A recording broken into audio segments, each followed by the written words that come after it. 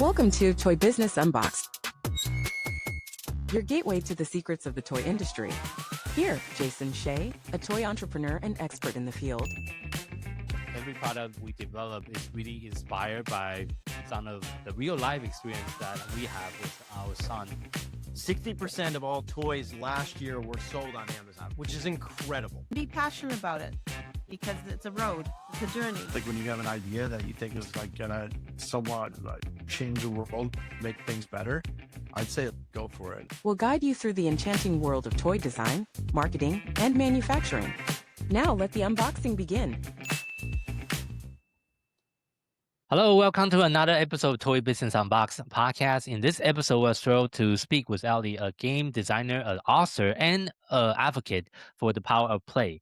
From her early obsession with board games to founding of the Dark Imp, Ellie has dedicated her career to create innovative games that bring families together. We'll dive into some of her personal experience as a self-publisher and her transition to pitching game design to publishers, etc. So thank you so much for being on our podcast today. Lovely to be here. Thanks, Jason. Yeah, so I want to start out with today's interview. What get you started? Like, what sparked your love to getting into the board game industry, and how did that lead to starting designing some of the board game yourself? I've always played board games. I'm from a big board game playing family.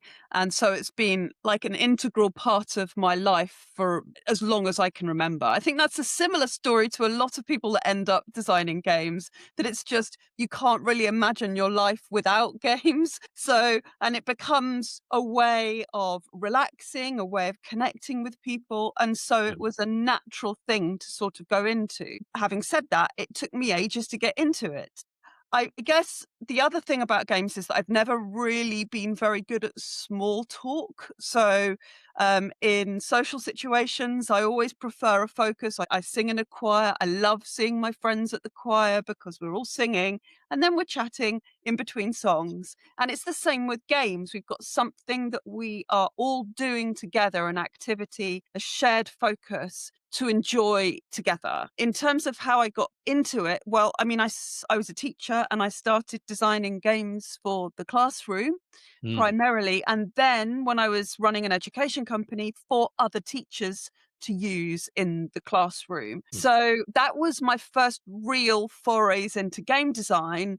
And it just sort of went from there. I see. And how did your experience as a teacher really influence some of your game design philosophy? Well, yes, because I played a lot of games with the learners in school. I saw how different it was for them when they were playing a game than it was if they were doing any other kind of learning, really. The whole demeanor changed as soon as I said, well, let's just play a game. And there's something very freeing about that.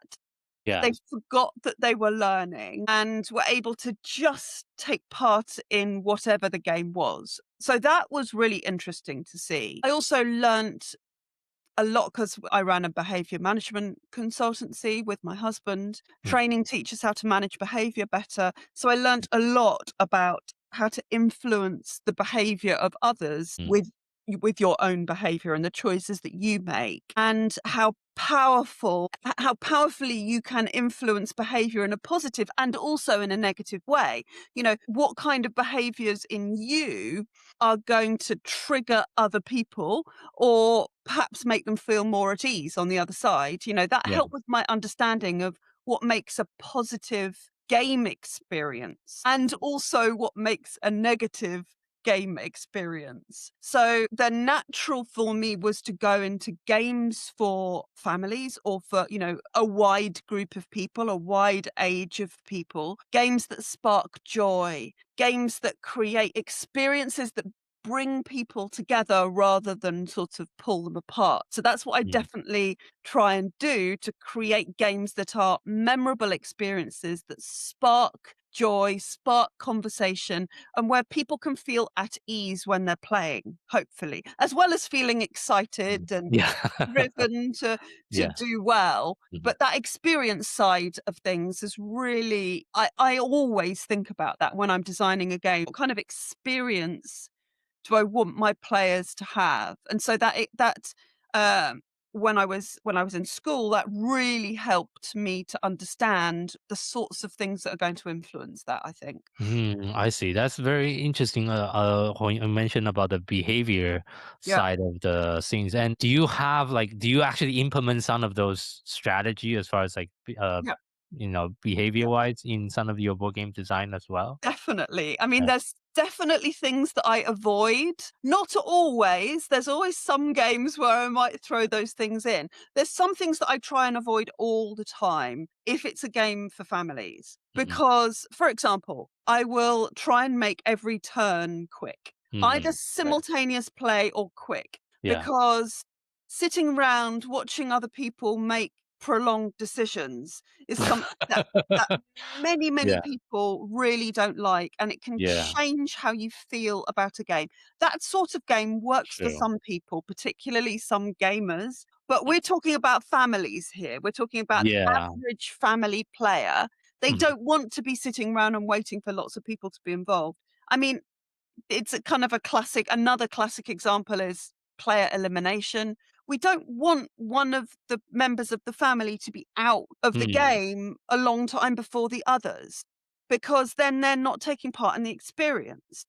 Hmm. So, if you want people to take part in the experience, then you have to make sure it's inclusive and that you can feel like you're all still in it until the Yeah. end of the game. You don't want someone to feel like they're too far behind that they can't catch up.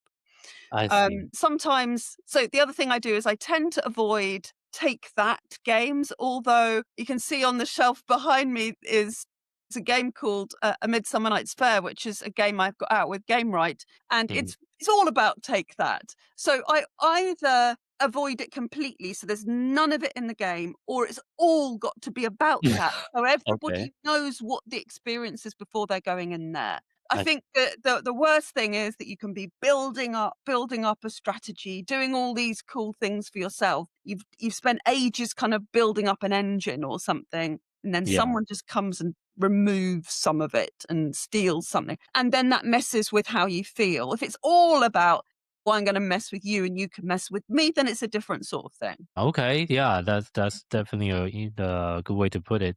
And also, what I know your company also have evolved Yeah, over time since its exceptions. I think during the pre-interview, you also mentioned about initially you were trying to do self-publishing a lot of your yeah. game. Like, can you share some of the big challenges that you face when you are trying to do self-publishing?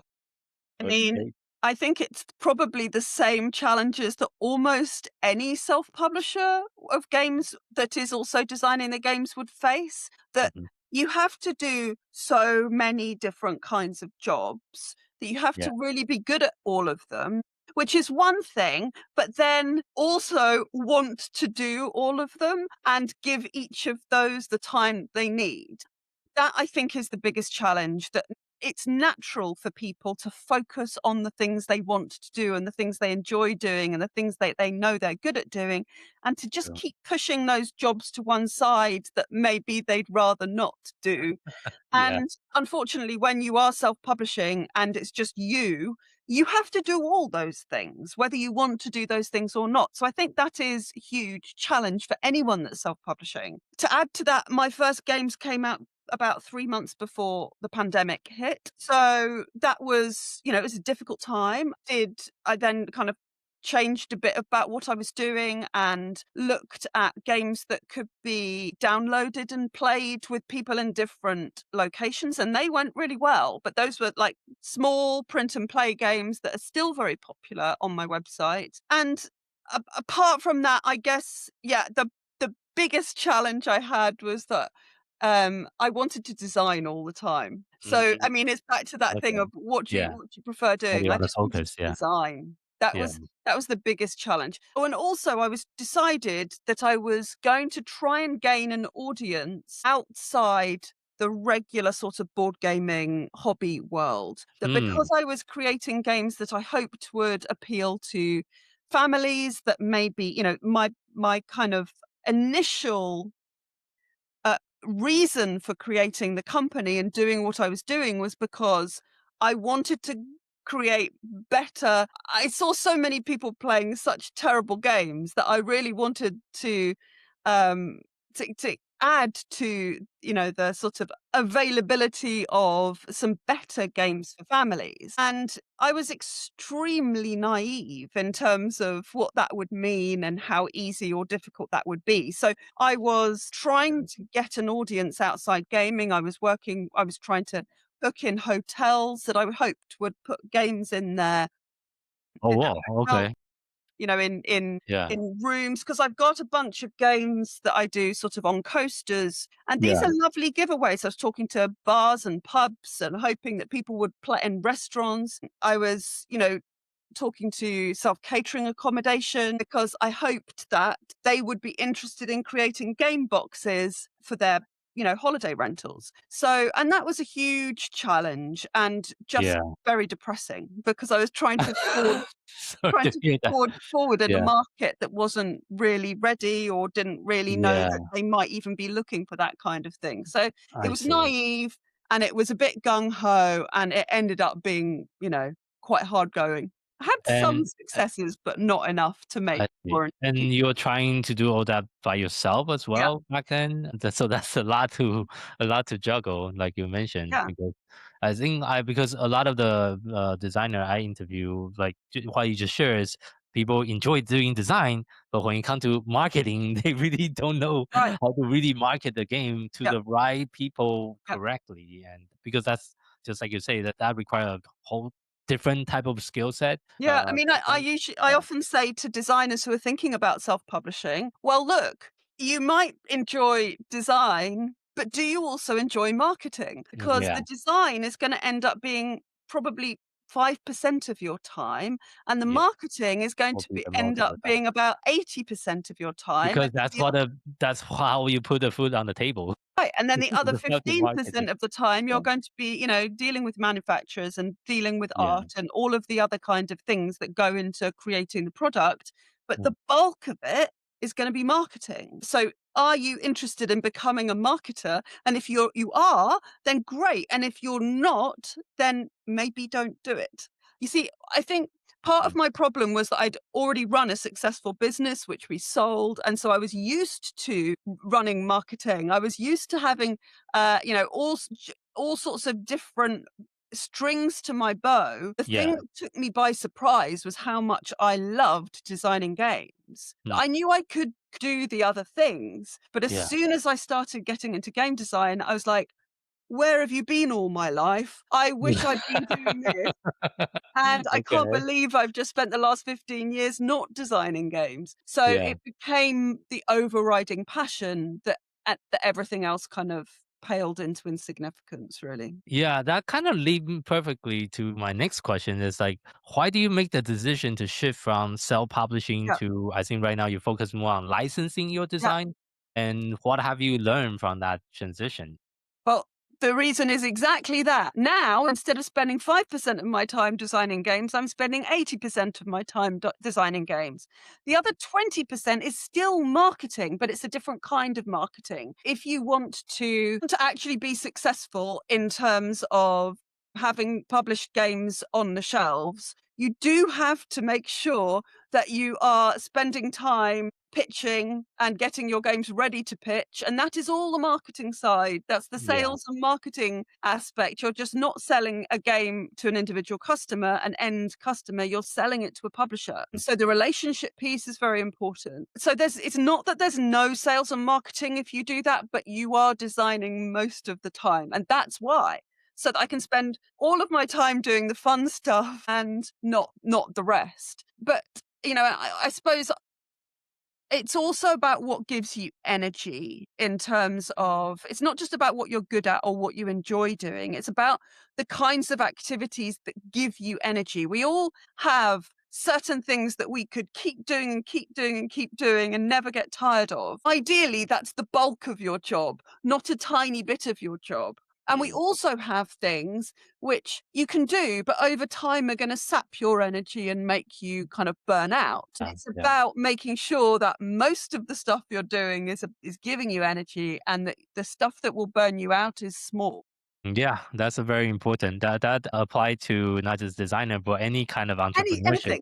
It's So the same with anything. It's like universal, and of course, it's a privilege to be able to choose to work in a role that that is fundamentally, primarily what you're good at, Mm, or what gives you energy. I think even for people that are having conversations with their employers about which bits of their job they want to do and which bits of their job can maybe be, you know, even internal shifting around a team, it's a really good thing to think about. In mm, terms of other things that I've learned in the transition, relationships are super important. Relationships with designers, with other designers, with publishers. There's nothing like having a strong community around you and feeling like you're part of the overall game and toy community. It's a mhm, strong place to be. It's an exciting and innovative place to be. And I want to be part of it. So I mhm. think, that when people know that you're doing that, that you're in there, and you've got time to devote to that, then that's, it's a natural sort of thing that's happened since I've transitioned into working with publishers. It's become Mm. so much more important than just doing it on my own. And I don't really care what other companies are doing. I'm just going to forge my own way and sell stuff to the people that I find. It's very important to me to have allies and relationships and a good network within the community. There's D- always more mm, to learn from people, of course, and I yeah. love learning. Does that also change the way you're designing game because now you're more thinking from the publisher point of view, and different publishers also Yep, looking for certain type of game they want to put it into their kind of portfolio, so to yep, speak? And absolutely. how do you balance their vision versus your own creativity when you're Well, designing new games? do both. I make sure that if I have an idea for a game, I'm gonna do it, whatever. I make sure I don't always spend all my time making games that are either commissioned or specifically for a brand or even targeted because of a wish list. I do some of that. I do Okay. a fair amount of that, but probably an equal amount of, oh, I've had this cool idea that I want to pursue. And that balance for me is really important. Okay. Sometimes in the year, I'm spending more time working on projects for specific publishers, and other times it's different. I design for brands which aren't necessarily anything to do with the game industry, but they might just want a board game. That's a very different experience from Yeah. designing a game that's been commissioned by a board game publisher. And I mean, I think when you're designing your own games that you don't really have a publisher in mind for, sometimes finding that match is difficult. So there's going to be a lot Mm, of pitching before you yeah. find the right person, because it's all True. about finding the fit. But Hmm. I've pitched games. Well, the one that I've pitched more than any other, I pitched 50 times to 50 different publishers. Whoa. Okay. Mind. And I Yeah. carried on pitching because it's a great game. And I Yeah. knew it was just a matter of time before it found its fit. And they are Mhm. so excited, the publisher. It's coming out next year. They're so excited. It's just, it's wonderful because I knew it was going to happen. There were lots of people that enjoyed playing the game. I mean, everybody that tested it enjoyed it.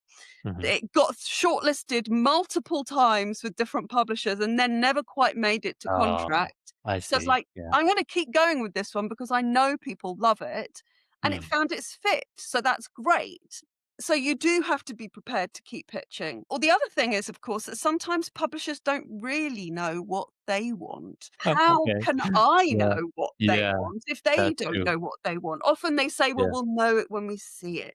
That doesn't help. It's Yeah. not that helpful. Mm. We just have to make, Mm. I think actually it's important from a designer point of view to kind of be aware of trends in the industry. So if you Mm. can go to events and have a look at what's happening and the Yeah. games that are getting people excited, that's important.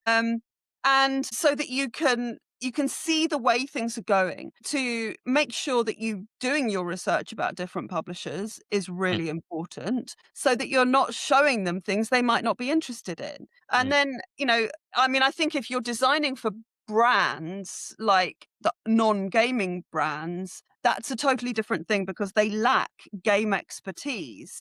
Yeah. And the whole thing feels totally different. So there's in terms of what I do, there's three distinct things. Designing games for brands that are, are like a project that I've been given that I'm being paid to do.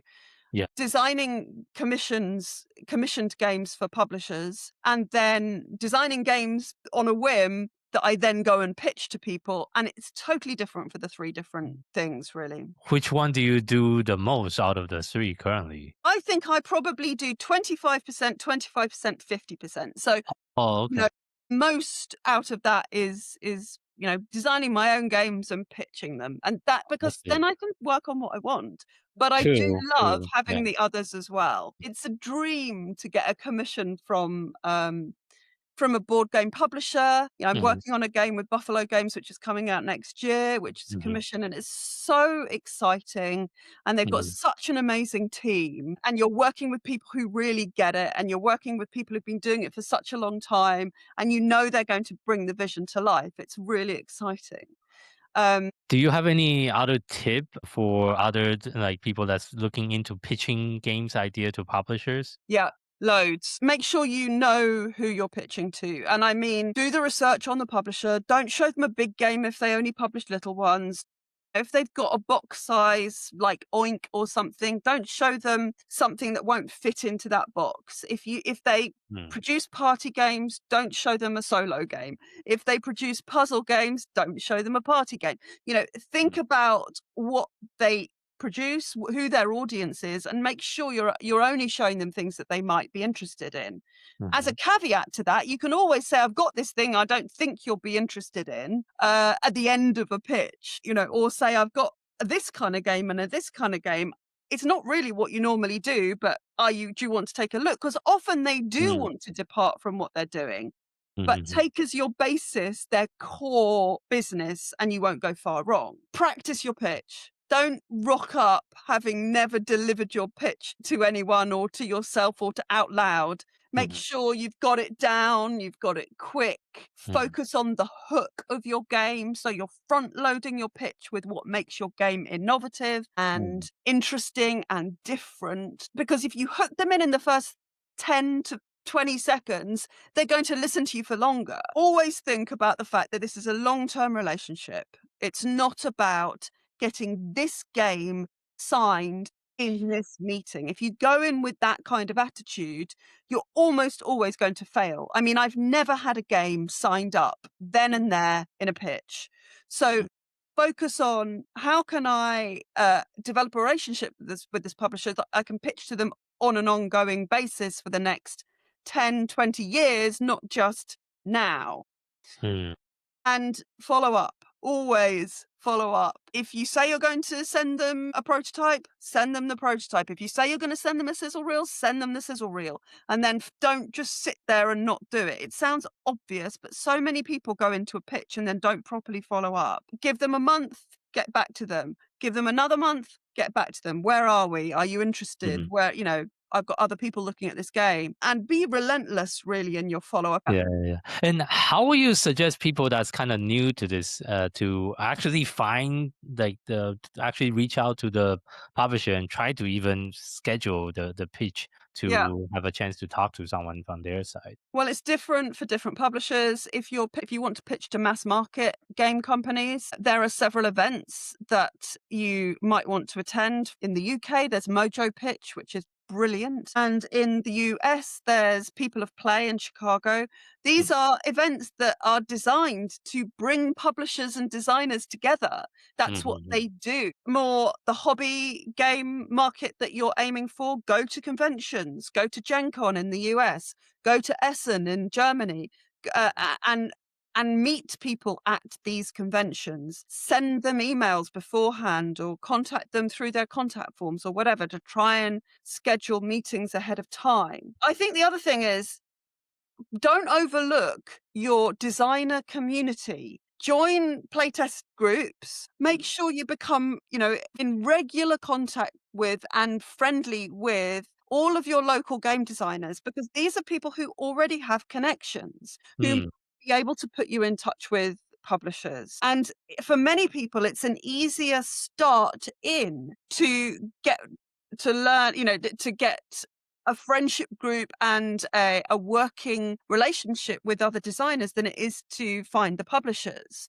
yeah, yeah, Mm. that's true. That's a good Yeah. place to start. Yeah, and the referral always help instead of going a cold outreach Yeah, approach. and honestly, Yeah. people are happy to do that if they know you. So, I mean, I run a playtesting group in London with another designer, and people that come to the playtesting group, they bring their game. I try their game. I test the game. Everybody else tests the game. I see that they're coming regularly, and Mm, then they might say to me, "Have you got any advice for pitching?" And I'll say, "Yeah, I'm going to give you a bunch of contacts." They don't mm, ask for that, but mm, I'm going to give you a bunch of contacts because I can see that you're putting everything into this, that you've made a bunch of changes, that you're very responsive, that you're obviously interested in it. I think it's a good game. And here are some publishers that I think might be interested. So, you don't, yeah, your designers are going to be the first port of call, I would think, for many, many people. I see, I see. So you kind of mentioned about a couple of different ways, like going to trade shows, Yeah, participating in some local play testing events. Any other like suggestion or yeah. advice that you will give to the listener on foster a stronger connection within the gaming community? Well, I mean, I think that people want to know that you're going to be there for the long term. Mhm, So there's a big difference between a designer having one game and basically obviously marketing it to a designer wanting to become part of the board game industry. The way that you approach any kind of conversation with another designer or a publisher is going to be obvious which side of that you're on. So mhm, I would say make sure that in any conversation, you're really thinking about long-term relationships. mhm, Of course, we can kind of start to spark these relationships and foster connections online as well. There's lots of mhm, online playtesting groups, all sorts of social media communities online that you can be part of. There's lots happening on LinkedIn, there's lots happening mhm. on Blue Sky in particular, and it's definitely a vibrant community in these places. So Yeah. if you're not able to attend events where you could start to meet other people, because that is probably the number one way, then you can do those things online. You can attend sort of protospiel, in the US, the kind of prototype playtesting, conventions for unpublished games. You can Mhm. attend those, and at those you're going to meet a lot of other designers and they do things Yeah. online, proto online. So those are the kinds of things that you ought to probably be doing. Yeah, and a lot of the board game designer I speak with also have fairly good experience, or some, of course, some have more success, some have less success with crowdfunding, which is like very popular within the board game Yeah. industry. What is your experience with some of the crowdfunding platform? Well, I've run 3 successful Kickstarter campaigns when I was self-publishing. But to me, for me, that's that's really about being a publisher. Now, of Yeah. course, there's a spectrum, there's a line, that you could be all in on the publishing massive big games with loads of miniatures, or right down the other end, you could be publishing print and play, roll and write games, which Mm. is, yes, you're going to run a Kickstarter campaign for, yes, you still need to do all the marketing for, but Yeah. in terms of the financial risk, it's much, much smaller because you haven't got a physical product that you're Yeah. Yeah. shipping. Yeah. You've got Hmm. digital files, and so you don't need to have a high target. Now, if you're doing something like that, it's a really, really good way of designers who want to self-publish to start to get a handle on and to start to build an audience. That's really about building an engaged audience True. than Hmm. necessarily a network, because Hmm. if you are a jobbing designer where you are pitching and you're doing, you're not self-publishing, maybe work for hire and you're signing licenses, then you don't really need to worry about that side of things. But if True. you want to start to foster an audience who you hope will buy your product, then that's an easy way to start, by doing roll and write or very easy print and play games where people don't need to cut out a bunch of stuff. Yeah, I think just going back to your point in the early part of today's interview is choosing your path and Yeah, which way you want to go. Either yeah. go self-publishing, or you want to go with the licensing, and also deciding on which one, just like you mentioned, give you more energy that you enjoy Right. doing I think, as well. it's So perfectly valid to not know. which path is right for you and to experiment. I mean, that's Yeah. exactly what I did. But also, there are plenty of designers who do both in some way or other, that have Mm. some games they're pitching to other publishers, and then they have some games that they'll bring to Kickstarter themselves. Maybe they feel like they can run one Kickstarter a year, or one Kickstarter every other year, Yeah. or Kickstarters just for roll and write games or whatever it is, and that they want to do that. And maybe in the future, they're thinking about creating a bigger publishing company, but they also want to design other games that they're going to pitch to other people. So I don't think you necessarily it doesn't necessarily need to be an either or. It can be a both, but I think it's about being realistic about how much time you have and what you can achieve. Because when you try to do too much, you invariably don't do anything particularly well. Yeah, And that's the that's true. danger. So working out what your focus is, having a goal, and Mm. then reassessing your goals regularly to make sure you still want to do what you originally wanted to do. For sure. And for this final part of this Yeah. interview, is I know you are also an author and you wrote a book called The Board Game Family. Yep. Can you kind of True. talk about a little bit about what people can expect from your book and what they can learn? There it is. It's a game design. It's a game written for parents, and it's Okay. really about how you can have positive board gaming experiences at home. So part about behavior and influence positive behavior to have good game experiences, and it's partly about choosing the right sort of games for your family, because it's not just about my behavior changes your behavior, but it's about what game we're putting on the table to make sure that that experience has the best chance.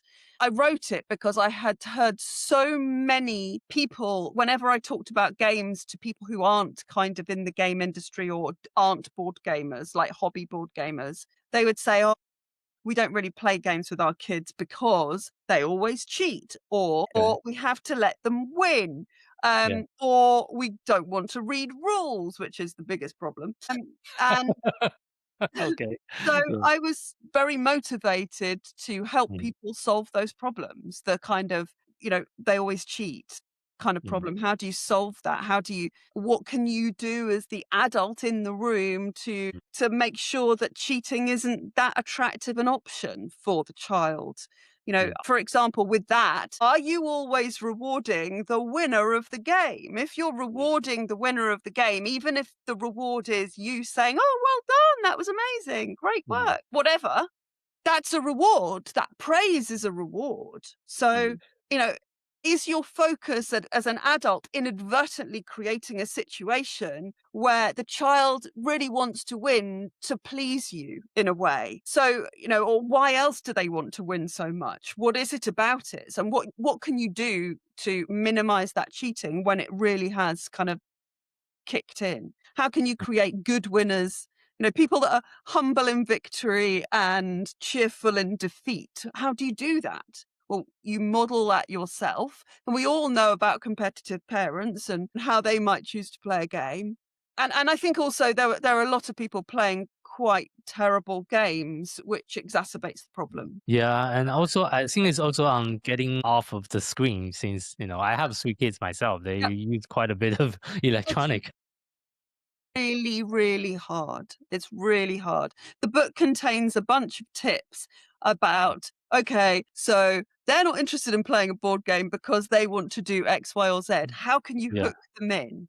What kinds of things can you do to be stealthy about, how can you crowbar the odd game in and start making it part of the fabric of your family?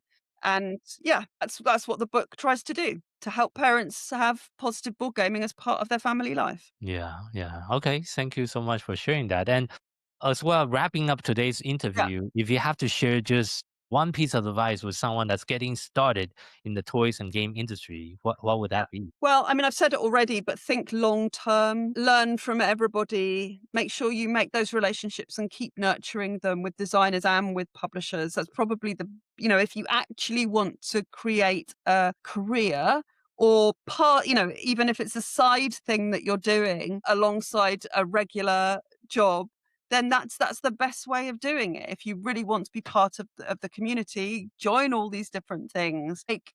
Expand your community, be actively part of the design and the publisher community. Okay, thank you for sharing that. And how can people find you online? Yeah. My website is thedarkimp.com. I'm on Blue Sky at The Dark Imp, and I'm on X still at the moment on Ellie Dix tweets. I see. Okay, thank you so much. And thank you so much for being on our podcast today. And for our listeners, thank you for tuning in to this episode of Toy Business Unboxed podcast. We hope you have enjoyed the conversation and find it insightful and inspiring. If you like what you have heard, be sure to subscribe to our podcast on your favorite platform so you never miss an episode. We really appreciate your support and we love it if you can leave us a review and share the podcast with your friend and colleague. For more resource, tips, and the latest update within the toys and game industry, visit our website at toy-launch.com. Join our conversation and connect with us on social media using hashtag ToyBusinessUnbox. We'd love to hear your feedback and suggestion for future episodes. Until next time, keep innovating, keep creating, keep bringing joys to toys. This is Jason Shea signing off on the Toy Business Unbox podcast, and we'll see you in the next episode. Thank you so much, everyone.